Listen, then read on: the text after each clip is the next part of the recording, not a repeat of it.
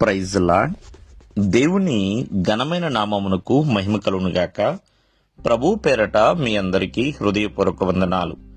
ఈ ఉదయకాలము దేవుని వాక్యాన్ని విందాం. యెహోషువ గ్రంథము 3వ అధ్యాయము 8వ వచనము.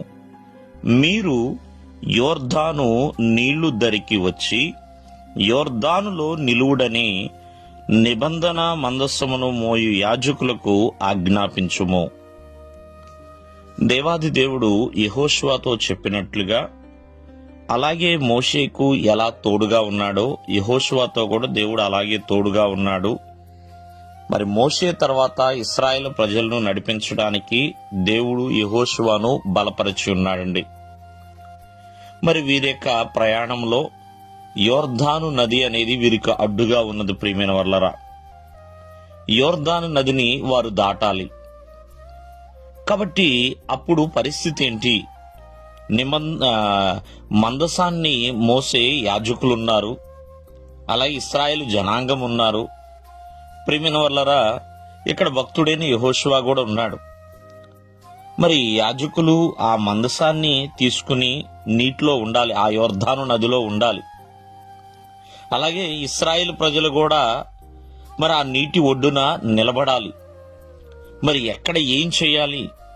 నీళ్లు అంటే చాలా ప్రమాదకరమైనవి. యోర్దాను నది, మరి ఆ నది యొక్క నీరు చాలా ప్రమాదకరంగానే ఉంటుంది.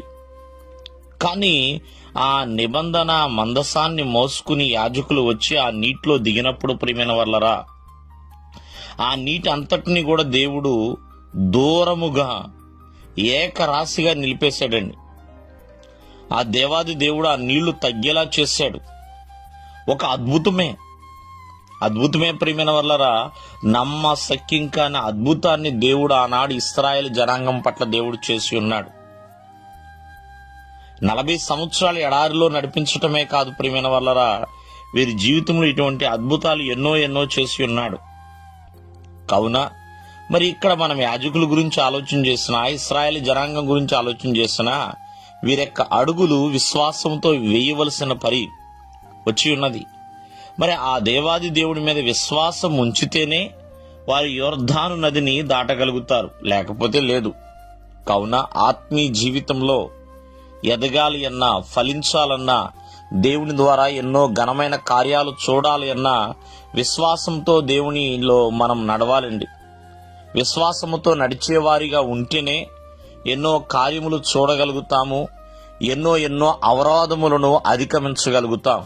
ఇక్కడ యెహోషువతో చెప్పినట్లుగా మరి వారందరూ కూడా విశ్వాసంతోనే ముందుకు నడిచి ఉన్నారు. వారి పట్ల దేవుడు అద్భుతాలు చేసి ఉన్నాడు. దేవుడు మిమ్మను ఆశీర్వదించును గాక. ఆమేన్.